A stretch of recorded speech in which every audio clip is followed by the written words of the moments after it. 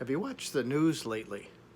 If you have, if you've watched it or listened to it or read it, you'll know that, well, there are things going on throughout the world that are disturbing, frightening, and of a concern for all of us. The question isn't so much about what's going on, but what do we do about it? What do we do about it right where we live, right in our own backyard? How do we take care of that kind of stuff?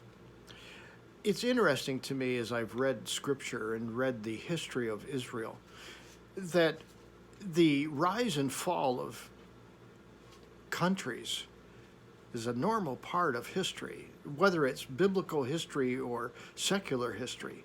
It's all there. I've wondered, Lord, what do I do? What do we do?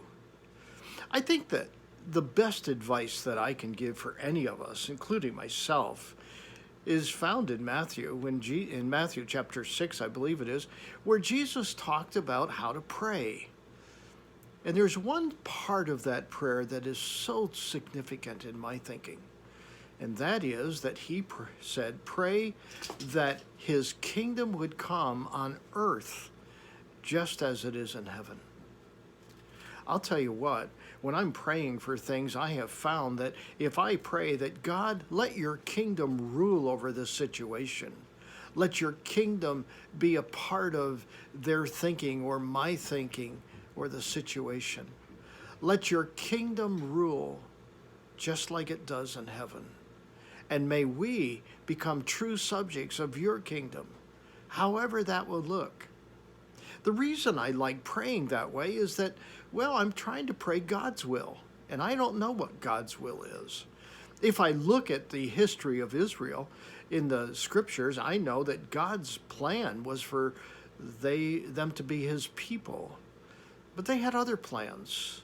They wanted to be great among the other nations, and, well, they failed miserably. Their kingdoms would rise and be great, and the next one would be terrible, disgusting. I think for you and I, prayer in light of what his kingdom would be, seems most appropriate. Because the kingdom of this world, it's going to fall. It's going to fail. And the reality is that it's going to take people with it. I don't want to be consumed by the fears of the world. I want to be consumed by my awe and of beauty of God and his kingdom. I want to challenge you today with just thinking about that. Think about his kingdom and what that might look like in our lives. Hey, until next time, God bless.